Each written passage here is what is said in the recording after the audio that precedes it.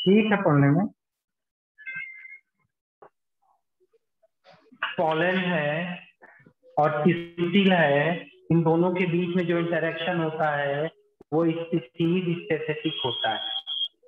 कभी naturally mango के plant से अमरूद नहीं निकल करके आता, अमरूद के प्लांट में अंगूर नहीं फल जाता, कुकुरबिटा के प्लांट में लौकी नहीं होती, वो मतलब वो कद्दू के प्लांट में लौकी नहीं, लौकी के प्लांट में तोरी नहीं होता।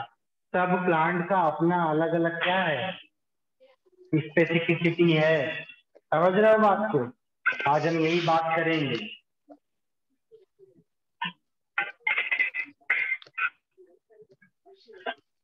हमारा जो फर्टिलाइजेशन है, फर्टिलाइजेशन जो होता है इसकी डिस्कवरी की थी हमारे अंकल ने, जिनका नाम था स्ट्रॉसबर्गर। वही बर्गर जो आप लोग खाते हैं, फिर वही रहेगी बर्गर। स्ट्रॉसबर्गर अंकल ने जो है फर्टिलाइजेशन की खोज की थी। ठीक है, तो यहाँ पर जो सबसे पहला इवेंट होता है लिख लेते हैं, इवेंट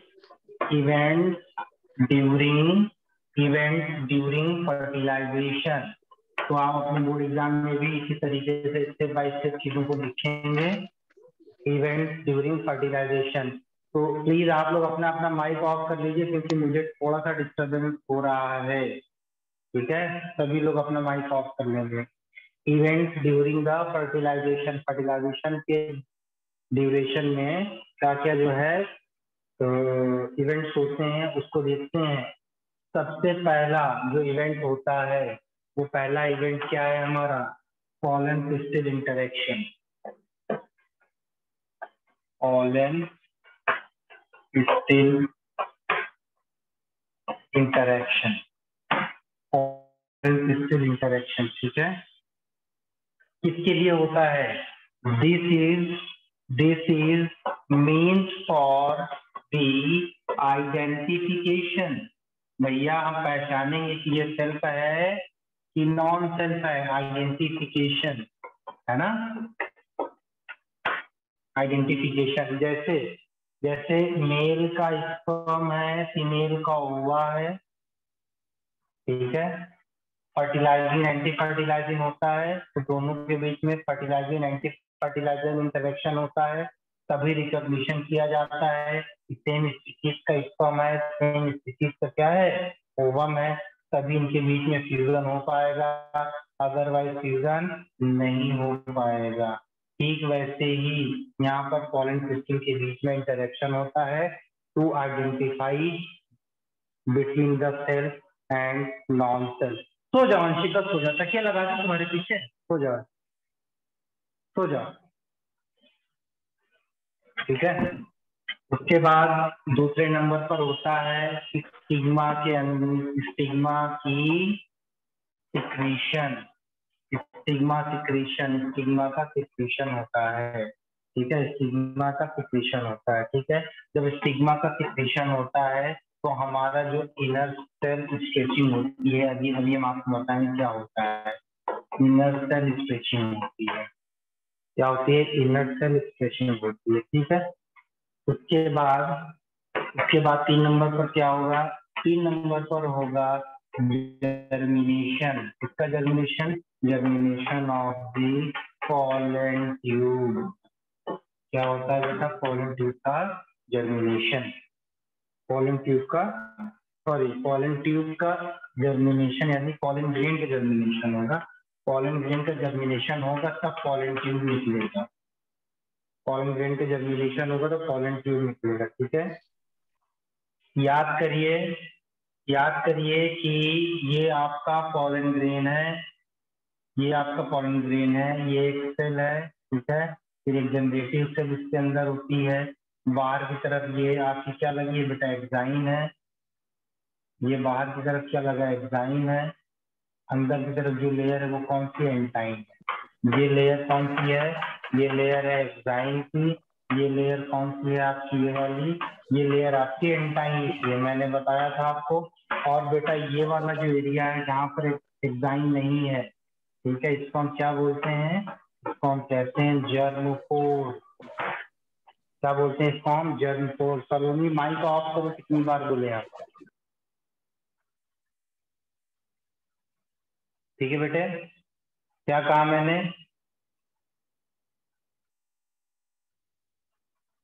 मैंने क्या कहा? मैंने कहा कि ये इंटाइन अंदर वाली लेयर है, एक्साइन बाहर वाली लेयर है। याद करिए क्या बताया था, एक्साइन किसका बना होता है? स्पोरोपोलिन का बना होता है, और सबसे हाईली रेजिस्टेंस सब्सटेंस होता है इन द वर्ल्ड।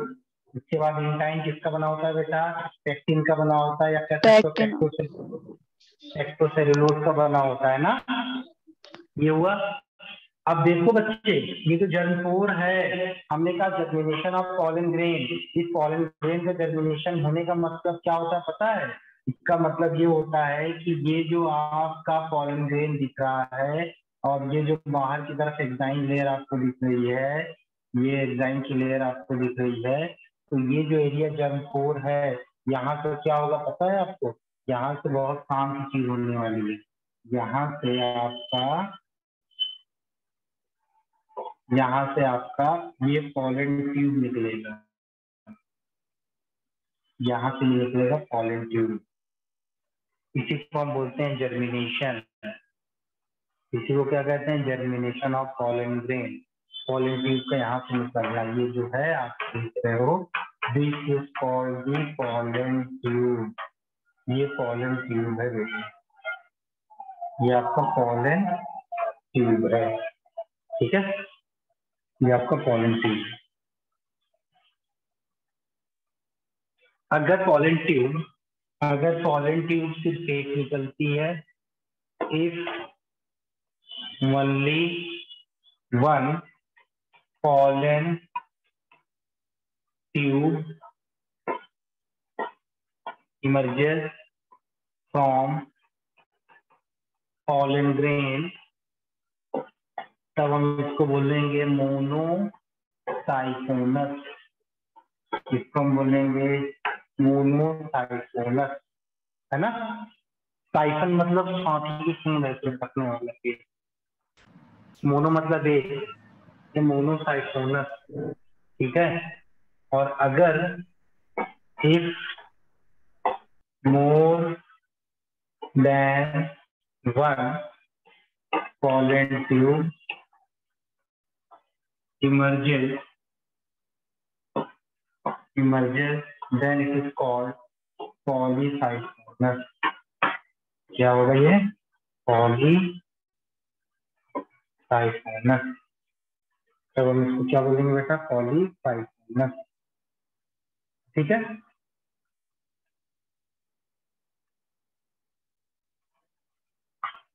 देखो होगा क्या। पहले ये दोनों इवेंट्स को हम देख लेते हैं। इंटरेक्शन करवा दिया, स्टिग्मा का सेक्रेशन करवा दिया, जर्मिनेशन ऑफ पॉलन ट्यूब हम बाद में देखेंगे, पॉलन ग्रेन का जर्मिनेशन हम आपको बाद में दिखाएंगे। पहले आप इसको नोट डाउन करिए जैसे फटाफट। ये बताइए, कल जो हमने पढ़ाया था अच्छे से आप लोगों ने रिवाइज किया घर पे बैठ के? Yes sir.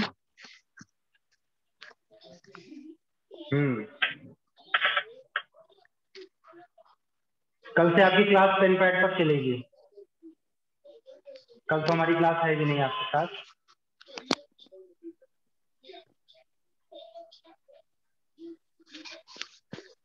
एक बार रिपीट कर दीजिए।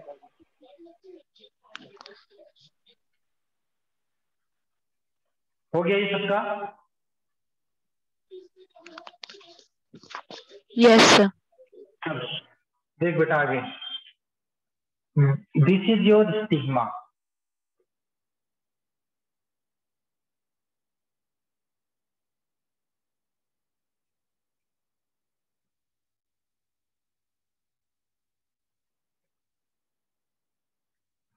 ये स्टिग्मा है, ठीक है। स्टिग्मा के ऊपर यहाँ पे स्टिग्मा ने कुछ सिक्रेटरी प्रोडक्ट को सिक्रेट किया है। ये डॉट डॉट हम बना रहे हैं ना, ये स्टिग्मा का क्या है? कुछ सिक्रेटरी प्रोडक्ट, या कह सकते हैं it is the secretion of stigma. Secretion of stigma. ये स्टिग्मा का सिक्रीशन है। जब स्टिग्मा का सिक्रीशन आप देख रहे हो तो यहाँ पर आपका पॉलन ग्रेन आकर के अटैच करने की कोशिश,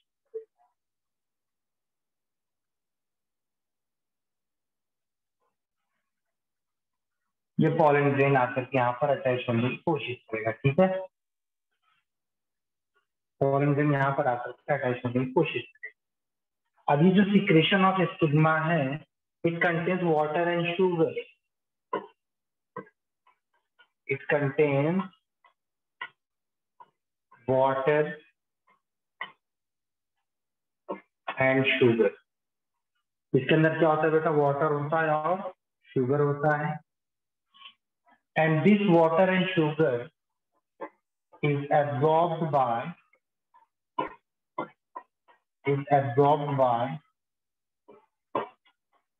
pollen grain. Is absorbed by pollen grain through the germ pore. Through the germ pore. ये बात समझ में आई आपके कि ये पॉलन ग्रेन जो आप देख रहे हो, ये पॉलन ग्रेन जब इस स्टिग्मा के पास आएगा तो स्टिग्मा क्या कर रहा है? सिक्रेशन कर रहा है। इसके अंदर क्या है? वाटर है और शुगर है। तो इन दोनों के बीच में इंटरेक्शन होता है और ये जो सब्सटेंस आप देख रहे हो, इस सब्सटेंस को, सिक्रेटरी प्रोडक्ट्स को, ये पॉलन ग्रेन जर्म पोर के थ्रू एब्जॉर्ब कर लिया जाता है। आखिर जर्म पोर से ही एब्जॉर्प्शन क्यों होता है, इसका जवाब देंगे प्रियांशु मिश्रा।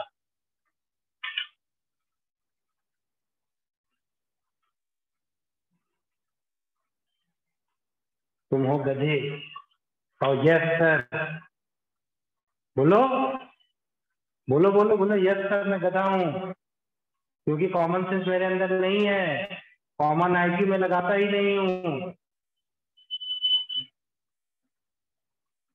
वे गधे, यहाँ पर स्पोरोपोलिनिंग नहीं होता है तो एब्जॉर्प्शन भी तो वहीं से होगा, वहां पर एग्जाइम नहीं है, इसीलिए वहीं से जर्मपोर से ही पॉलन ट्यूब भी निकलती है, पहले एब्जॉर्प्शन होगा। कॉमन सेंस नहीं लगाते, कॉमन सेंस। हम दरवाजा वहीं से तोड़ेंगे ना, तो यहाँ से हम दीवार वहीं से तोड़ेंगे ना जहाँ दीवार कमजोर होगी, कि वह जहाँ अंबुजा सीमेंट से दीवार बनी वहां की दीवार तोड़ेंगे। बोलो, कॉमन सेंस नहीं लगाते हो तुम लोग, ठीक है। सवाल पूछते ही नहीं हो, पूछना चाहिए कि सर जर्मपोर वाले एरिया से ही क्यों होगा। हमने कहा चलो कॉमन सवाल है, तुम्हें से पूछ लेते हैं। तो लाला ये क्या था? ये था स्टिग्मा और ये स्टाइल। देख लो, स्टाइल नाम का शब्द ही महिलाओं के साथ लगा हुआ है, पुरुषों के साथ नहीं लगा स्टाइल नाम का शब्द। पुरुष के साथ क्या लगा है? ये भैया फिलामेंट है और ये एंकर है।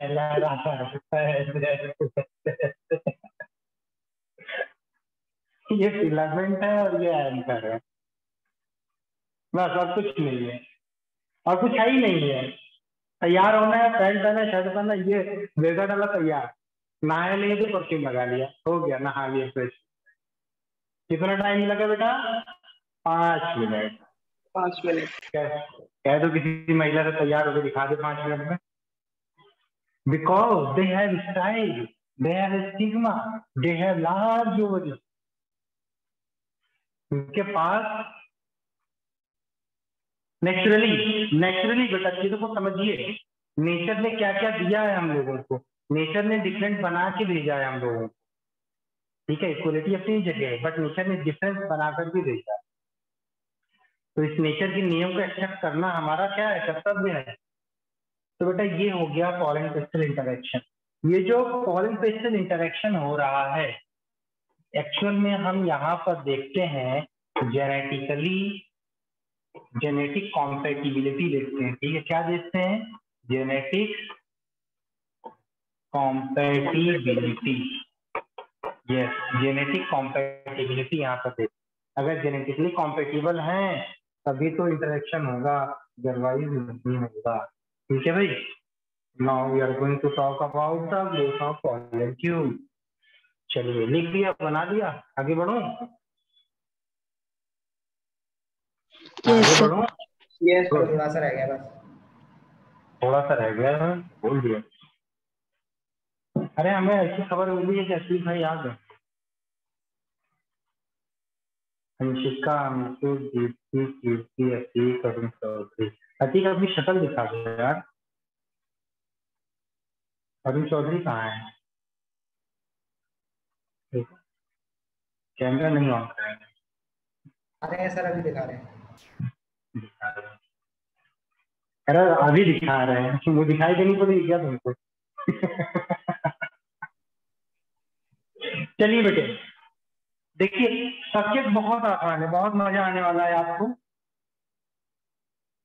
Growth of pollen tube, growth of pollen tube, pollen tube की ग्रोथ। हम जानते हैं कि पॉलन ग्रेन हमारा जो है, पीजी मतलब पॉलन ग्रेन जो है हमारा कितने सेल स्ट्रक्चर है बेटा? Pollen grain are two cell structure, two cell structure है। इसमें एक कौन सा होता है बेटा? एक होता है आपका ट्यूब सेल और दूसरा आपका कौन सा होता है? Generative cell. एक होता है ट्यूब सेल और दूसरा होता है आपका जनरेटिव सेल।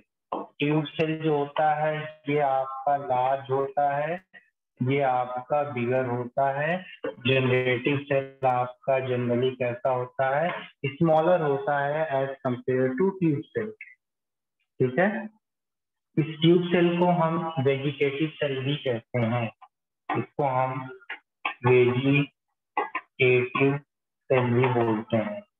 ठीक है, बात समझ में आई? इसको हम वेजिटेटिव सेल भी कहते हैं। तो यहाँ पर सबसे पहले क्या होता है कि हम कौन सा स्टाइल लेंगे। स्टाइल दो टाइप का बताया था, एक आपने आपको बताया था हॉलो, एक हमने बताया था कौन सा? सॉलिड। एक हमने है ना।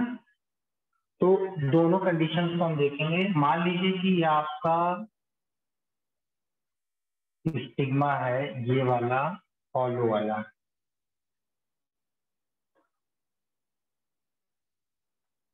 ठीक है, और इसके साइड में यहाँ पर एपिडर्मल लाइनिंग है।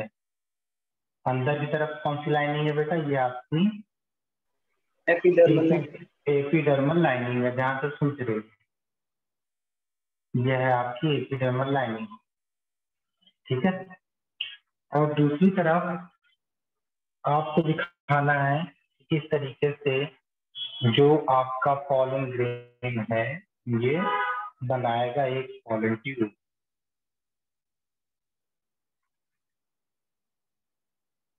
ये पॉलन ट्यूब बनाएगा। अब पॉलन ट्यूब कहाँ बनेगा बेटा? जहां से एग्जाइन नहीं होगा, मतलब ये एग्जाइन है यहाँ पर, और फिर आपका ये वाला है एग्जाइन कह दिया, ठीक है, ये है, ये बीच में एग्जाइन नहीं था इसलिए यहाँ से पॉलन ट्यूब आगे की तरफ चला आया। एक बड़ा सा ये ट्यूब सेल है, दूसरा वाला जो सेल है ये आपका कौन सा है? ये आपका जनरेटिव सेल है। तो ये आपका हो गया ट्यूब सेल, इसे को हम क्या बोलते हैं बेटा? Vegetative cell. और ये जो दिख रहा है this is called the generative cell. देखिए नाम से इसकी ब्यूटी को देखिए, क्या कहा मैंने? This is the tube cell. तो आप देखिए यही ट्यूब से तो आगे बढ़ करके पॉलन ट्यूब बना रही है। क्या बना रही है? पॉलन ट्यूब तो यही बना रही है ना बेटा। और ये जो दिख रहा है ये है आपका हॉलो स्टिग्मा,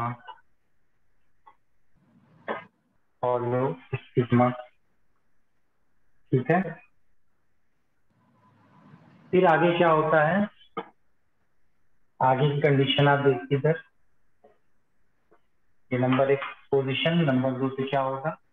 ये आपका ये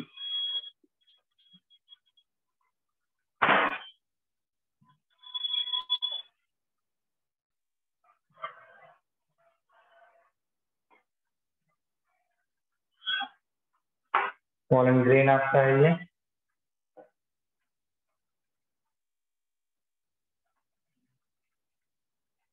इस तरीके से पोलन ग्रेन की पोलन ट्यूब बढ़ती हुई चली आ रही है। ये इसका ट्यूब सेल है, ये इसका जनरेटिव सेल है। इस तरीके से ये ट्यूब जो है बढ़ती हुई चली जाएगी। और ये साइड में आपने देखा ही था, ये क्या है आपका, यह है आपका एपिडर्मल सेल।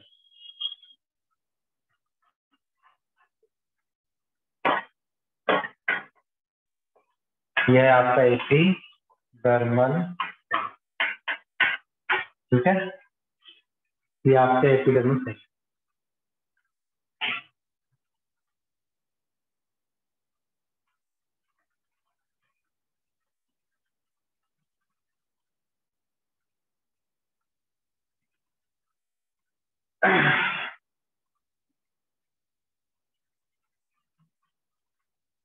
देखो बेटा, एक पॉइंट यहाँ पर लिखिएगा कि after tube cell formation,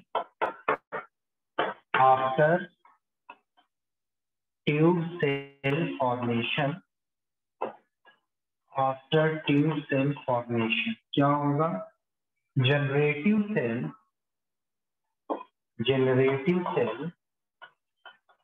undergoes mitosis. Generative cell undergoes mitosis. कितना mitosis? 1 mitosis.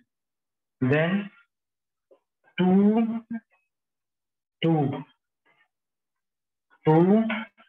male gametes, then two male gametes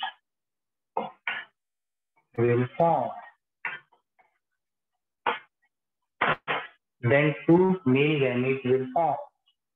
सवाल आपका बनता है कि जनरेटिव सेल के अंदर माइटोटिक डिवीजन कब होती है? आपका जवाब होगा कि ट्यूब सेल, क्या कहते हैं, ट्यूब सेल बनने के बाद, जब ट्यूब सेल बन जाती है, यानी कि ट्यूब बन जाता है, पोलन ट्यूब बनता है, तब ये काम होता है। ठीक है, अब देखिए, ये तो स्टाइल कैसा था बेटा? हॉलो था। अगर स्टाइल सॉलिड हो जाए तो क्या होगा? आगे लेकर के चलूं मैं? सब हो गया? Yes, sir. if style is solid, sigma भी सॉलिड था, हॉलो था, स्टाइल भी हॉलो था। यहाँ ये चीज आप समझिए ना, ये जो हमने बताया है हॉलो स्टिग्मा, स्टिग्मा तो ऊपर होता है, सॉरी यहाँ पर स्टिग्मा नहीं, स्टाइल आप लिखेंगे, हॉलो स्टाइल लिखेंगे ज्यादा एप्रोप्रिएट होगा। स्टिग्मा तो ऊपर वाला पार्ट होता है जो सिक्रेट करता है, बाकी क्या है आपका हॉलो स्टाइल है। तो इस स्टाइल विल बी सॉलिड। अगर स्टाइल कैसा है? सॉलिड है। अगर स्टाइल सॉलिड है तब क्या हो? देखो, सॉलिड स्टाइल का मतलब ये,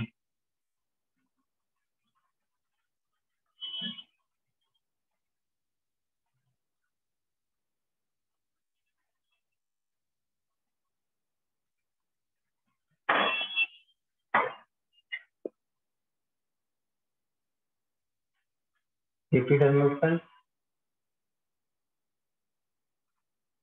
ये सॉलिड स्टाइल है, इसके अंदर टिश्यूज भरे हुए हैं। तो आप बताइए कि अगर ये सॉलिड होगा तो क्या पोलन ट्यूब बहुत आसानी से इसके अंदर एंटर कर पाएगी? कतई नहीं कर पाएगी, है ना? क्यों? क्योंकि पोलन ट्यूब जब इसके अंदर आएगी तो every action has a reaction. If you push this cupboard, if you push this wall, then wall pushes against, है ना? दीवार को पुश करते हैं तो दीवार भी अपनी तरफ क्या करती है? हमको पुश करती है। Yes, sir. Newton's third law. नियम है, ठीक है। तो अब आप देखिए कि यहाँ पे अगर हम पोलन ट्यूब को अगर एंटर करवाते हैं, पोलन ट्यूब को हम यहाँ पर एंटर करवाते हैं इस तरीके से,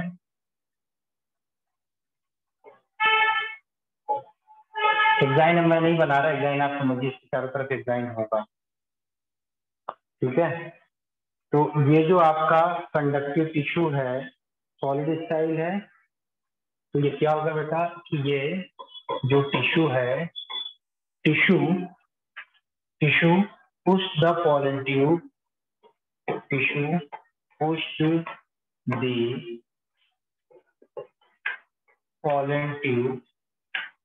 पोलन ट्यूब अगेंस्ट, है ना, अगेंस्ट में क्या करेगी बेटा, ये पुश करेगी पोलन ट्यूब को, और इसको हम बोलेंगे क्या है, ये एक्चुअल में ये है हमारा कंडक्टिव टिश्यू है। क्यों कंडक्टिव टिश्यू है? कि ये पोलन ट्यूब को कंडक्ट करवाने का काम करेगी।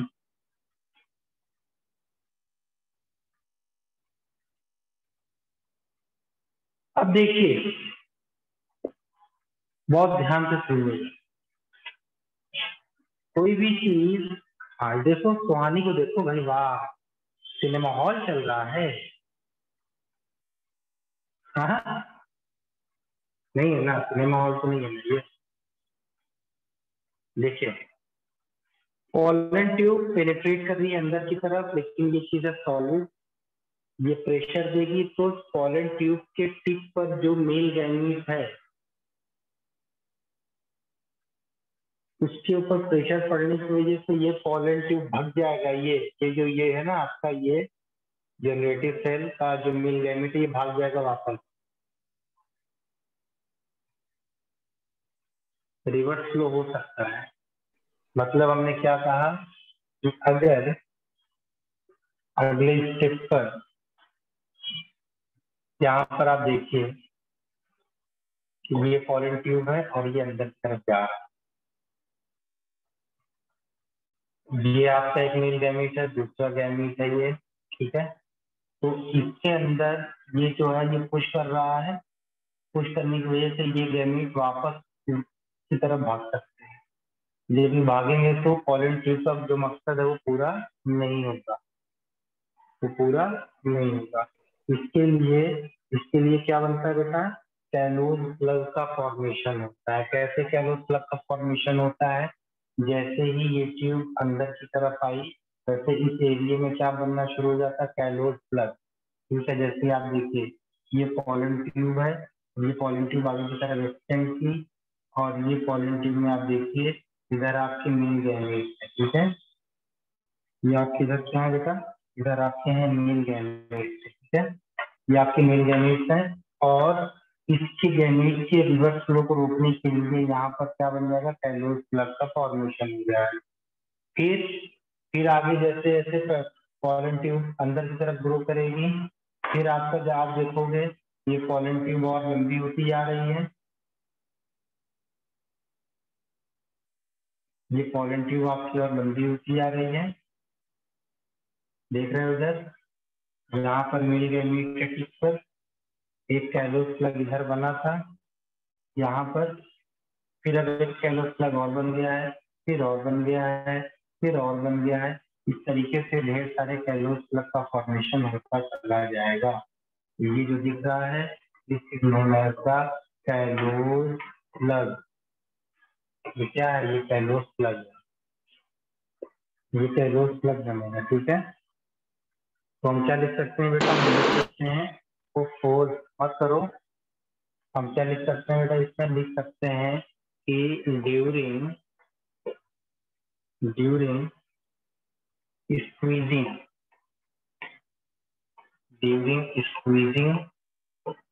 or pushing,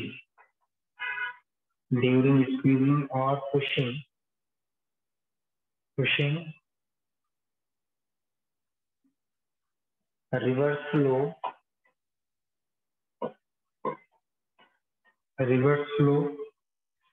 can be occur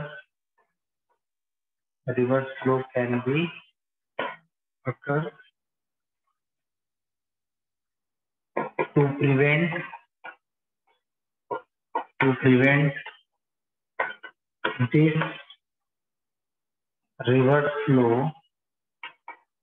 prevent this reverse flow, callose plug is formed in pollen tube, in pollen tube. ठीक है, and you have to know cellulose slug is formed by tube cell itself.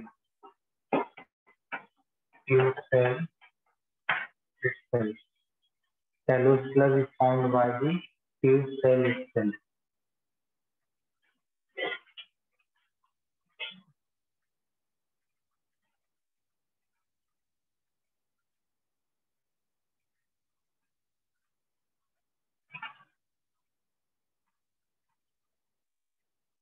ठीक है बेटा,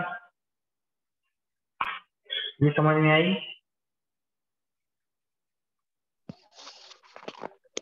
Yes, sir.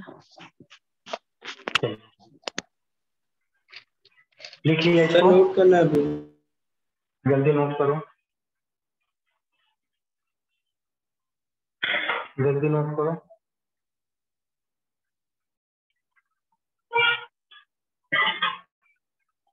देखो इधर आगे,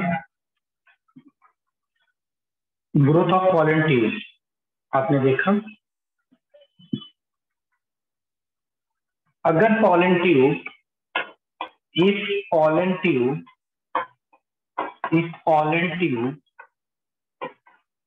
enters through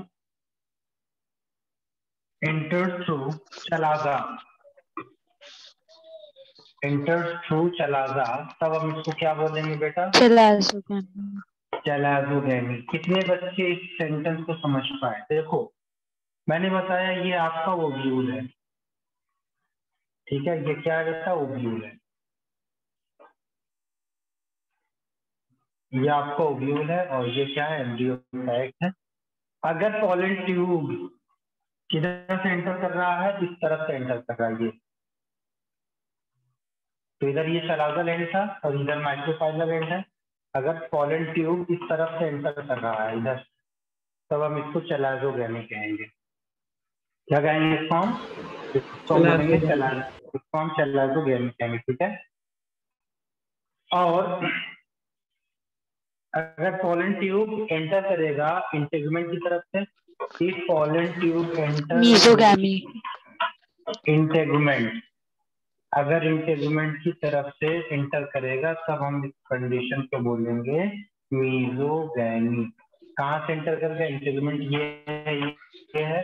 अगर pollen tube इधर से एंटर करेगा तब ये वाला एंट्री क्या कहलाएगा बेटा? मीजोगैमी। तब ये कहलाएगा मीजोगैमी, ठीक है। नंबर 3, अगर पॉलन ट्यूब एंटर करता है थ्रू द माइक्रोफाइलर एंड, माइक बंद करिए भाई। पोरोगैमी। हाँ, तब हम इसको क्या बोलेंगे? इसको हम कहेंगे पोरोगैमी। मतलब पॉलन ट्यूब कहाँ से एंटर करेगा? इधर से एंटर करेगा ये, तो इसको हम बोलेंगे पोरोगैमी। इसको हम कहेंगे बेटा पोरोगैमी। And this is most common, this is most common, ठीक है, ये सबसे ज्यादा कॉमन है। फिर इसके बाद entry of pollen tube in the entry of pollen tube into the embryo site. Final क्या होता है बेटा? फाइनल होगा आपका स्टेप में, फाइनल स्टेप में क्या होगा? Entry of pollen tube into embryo site.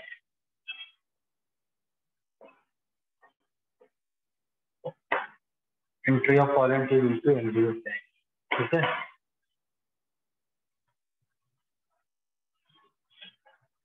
पहली चीज तो आप ये समझिए कि एम्ब्रियो साइट कैसा दिखता है, एम्ब्रियो साइट कैसा दिखता है, ठीक है। इधर चलाजल एंड है, इधर माइक्रोफाइलर एंड है, ये आपको 3 एंटीपोडल सेल्स दिखाई पड़ रही हैं, ये आपको पोलर न्यूक्लियाई दिख रहा है, ये बड़ा सा आपको एक सेल दिख रहा है। इसके अलावा यहाँ पे आपको क्या दिखेगा? Synergid cell. यहाँ पर आपको दिखेगा सिनर्जिड सेल, ठीक है। और इस सिनर्जिस्ट सेल्स में ये फिलिफॉर्म एपरेटस दिखाई पड़ेगा। इधर आपको सिनर्जिस्ट सेल दिखाई पड़ेगी और इसमें आपको फिलिफॉर्म एपरेटस दिखाई पड़ेगा। ये आपका क्या है बेटा, एम्ब्रियो है, ठीक है। तो कोई दो सिनर्जिस्ट सेल है, कोई एक सिनर्जिस्ट सेल क्या करेगी, लिख लीजिएगा इसमें पॉइंट कि one of two synergist cell, one of two synergist cell, one of two synergist cell, दो में से कोई एक सिनर्जिस्ट सेल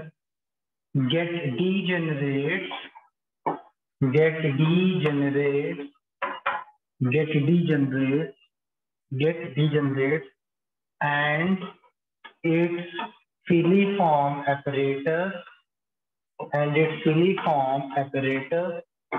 क्या करेगा, इसका filiform apparatus guide the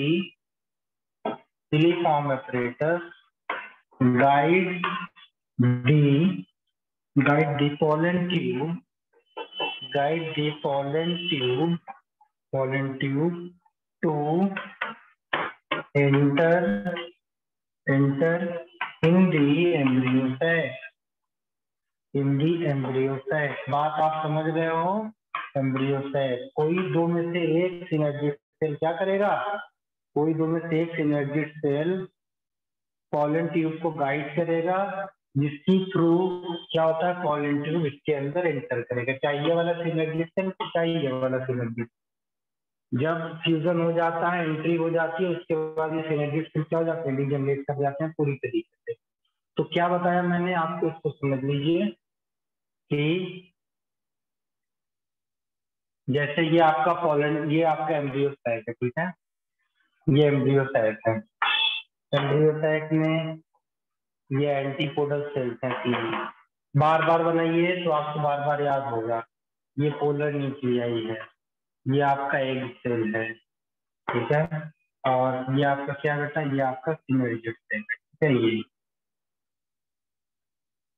ये आपका सिनर्जिस्ट सेल है। तो इनमें से कोई एक सिनर्जिस्ट सेल धीरे धीरे क्या हो जाता है बेटा, डीजनरेट कर जाता है। कैसे, इस तरीके से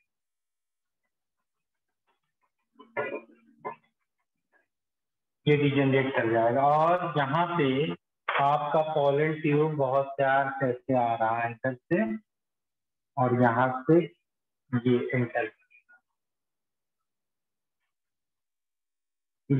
करेगा, ठीक है। यहाँ पर आप देख रहे हो ये कैलवेस प्लग है,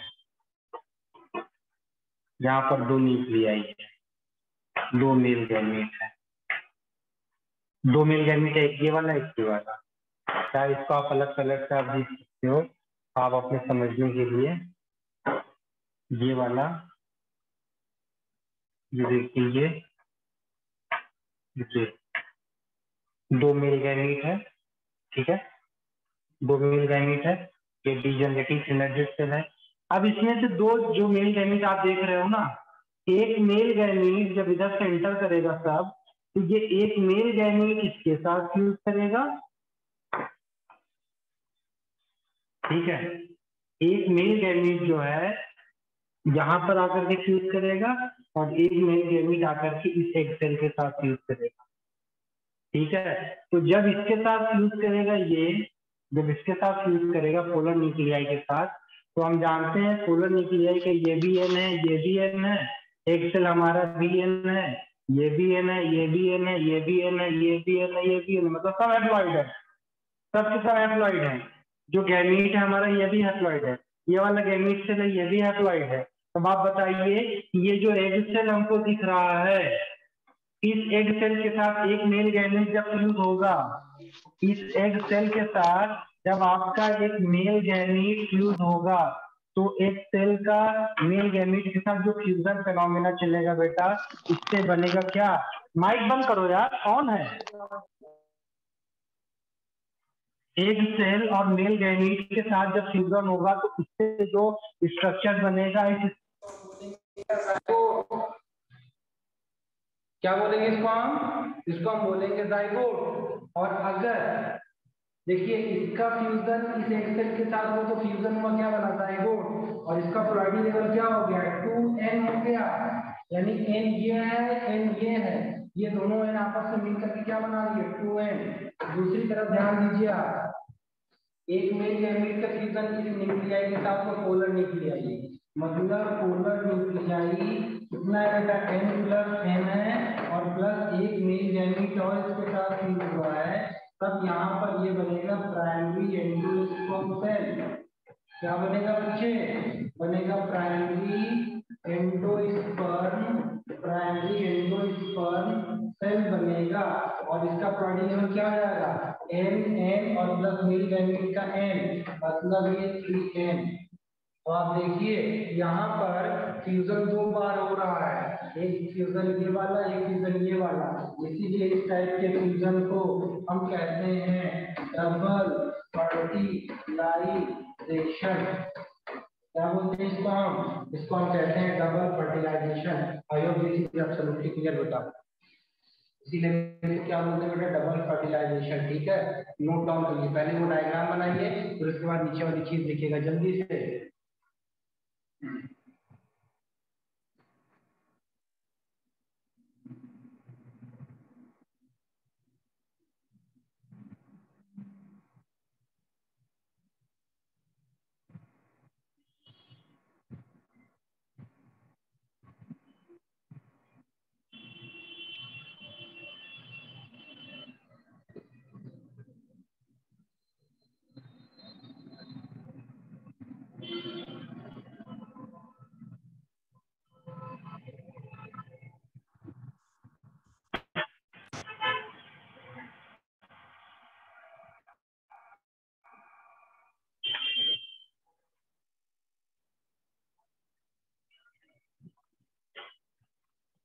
ठीक है बेटे, समझ में आ गया, ये लिखवा देता हूँ, आप इसको दोबारा समझ लीजिए।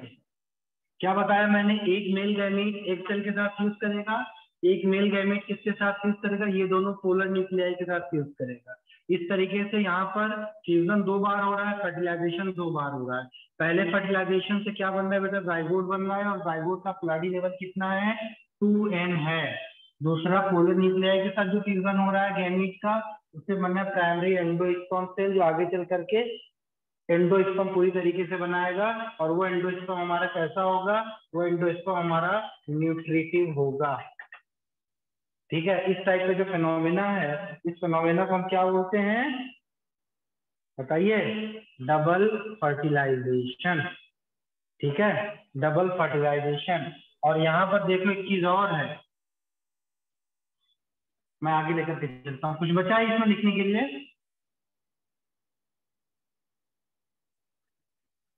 बोलो भाई, सब लिख लिया कि नहीं आपने? Yes sir. सर। ठीक है, देखिए पोलर न्यूक्लियाई है, पोलर न्यूक्लियाई है n प्लस n और प्लस n, ये है आपका कौन सा मेल गैमीट है, ये क्या है, ये आपका है पोलर न्यूक्लियाई, ये पोलर न्यूक्लियाई, इससे जो बना 3n बना। इस फिनोमेना को हम क्या कह सकते हैं, इस फिनोमेना को हम कह सकते हैं ट्रिपल फ्यूजन। क्या कह सकते हैं इसको हम कह सकते हैं ट्रिपल फ्यूजन। ठीक है, तो डबल फर्टिलाइजेशन जब टर्म आता है, डबल फर्टिलाइजेशन जब टर्म आता है तो उसके लिए बहुत आसान है, हम कह सकते हैं कि जो सिंपल फर्टिलाइजेशन होता है वो, सिंपल फर्टिलाइजेशन होता है वो, और प्लस जो पोलर न्यूक्लियाई का फ्यूजन होता है गैमीट के साथ, जिसको हम ट्रिपल फ्यूजन कहते हैं वो, यानी कि फर्टिलाइजेशन प्लस ट्रिपल फ्यूजन को मिलाकर के हम क्या बोलते हैं बेटा, हम बोलते हैं डबल फर्टिलाइजेशन। क्या बोलते हैं इसको हम, डबल फर्टिलाइजेशन। ठीक है, Yes, sir. This double fertilization was explained by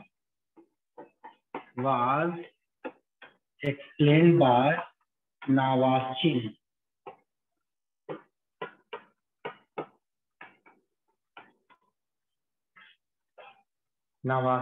कहाँ पर इसको किया था, in the Fritillaria, in the Lilium and Fritillaria. In the plant है ये, ढूंढ लीजिएगा गूगल पर, Lilium and Fritillaria. लीलियम और फ्रिटिलेरिया के अंदर डबल फर्टिलाइजेशन के कंसेप्ट की खोज की गई थी। ठीक है,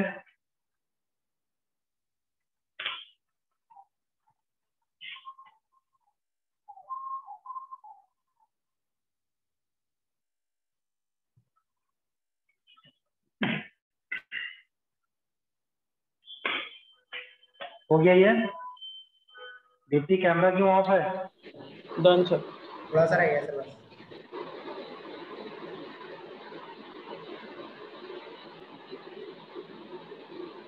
ये कैसी आवाज आ रही है?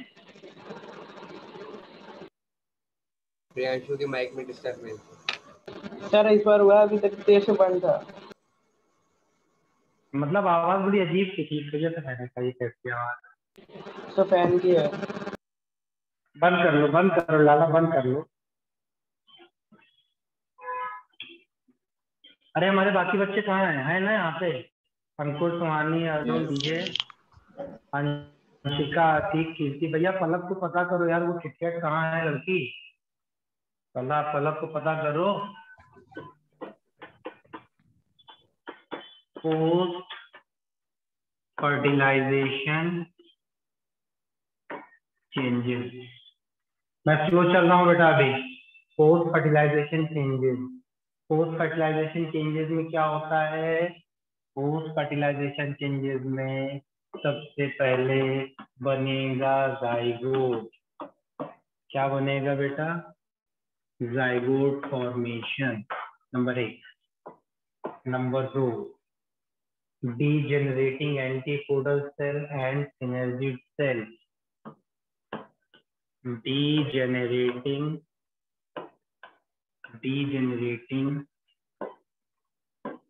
antipodal cells and synergid cells.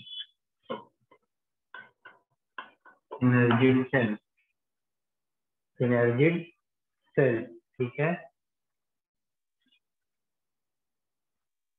यहाँ पर ट्रिपल फ्यूजन से जो PEN बना था, जिसको हम क्या बोल रहे थे? Primary endosperm nucleus changes into primary endosperm cell. Primary endosperm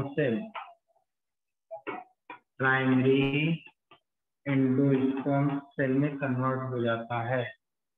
ठीक है, और फिर फाइनली ये एंडोस्पर्म में बदल जाता है। ठीक है, फाइनली ये एंडोस्पर्म में कन्वर्ट हो जाता है। इसके बाद क्या होता है चेंजेस में? Normally complete nucleus get used up.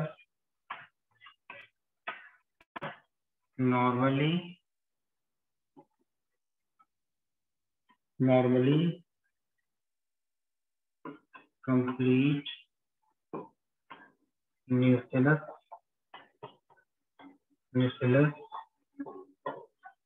used up। Normally complete nucleus क्या हो जाता है बेटा? यूज्ड अप हो जाता है। ठीक है,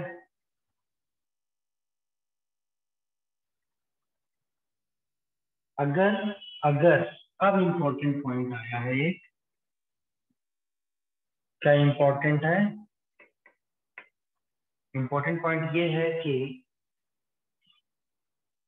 अगर सीड के पास परसिस्टेंस न्यूक्लियस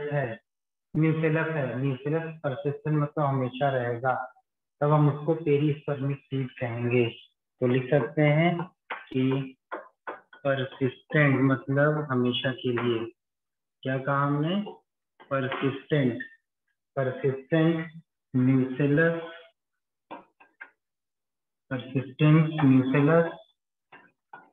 containing seed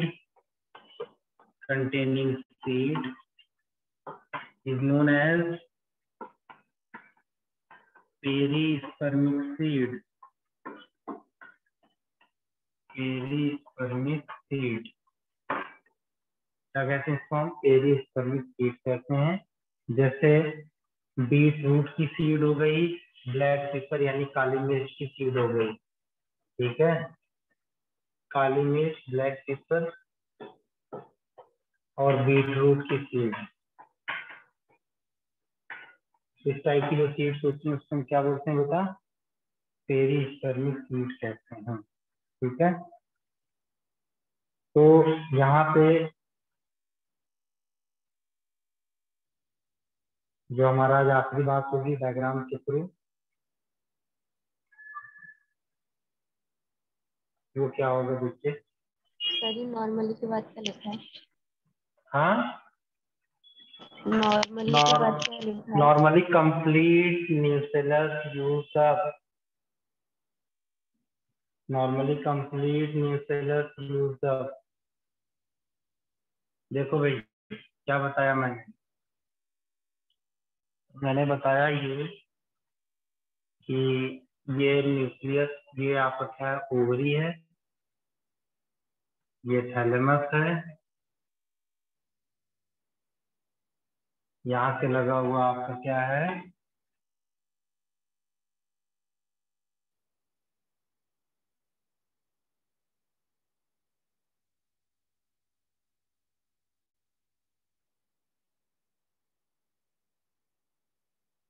ठीक है, और ये आपका प्राइमरी एंडोस्पर्म सेल है, और सॉरी एम्ब्रियो साइट। मैंने कहा कि सब डिजनरेट कर गया, एंटीपोडल सेल डिजनरेट कर गया, जो बचा हुआ सिनर्जिक सेल था वो भी डिजनरेट कर गया। इसके चारों तरफ जो न्यूक्लियस था वो न्यूक्लियस कंप्लीट यूज अप हो रहा है, ये न्यूक्लियस जो है इसका यूज अप हो रहा है, ठीक है। तो यहाँ पर बन गया क्या? यहाँ पर बन गया आपका ये प्राइमरी एंडोस्पर्म न्यूक्लियस, और इधर आपको क्या बन गया? इधर बन गया आपका क्या? जाइगोट। तो ये जो है ये जाइगोट है, ये क्या है? प्राइमरी एंडोस्पर्म न्यूक्लियस है, जो आगे सेल में कन्वर्ट हो जाएगा। ये सारी चीज हो रही है ना, तो नामकरण इसका कैसे कर लेते हैं हम लोग? नामकरण तो कर ही लेंगे। ये इंटेगुमेंट है, ये आपका इंटेगुमेंट है ना, ये आपका इंटेगुमेंट है।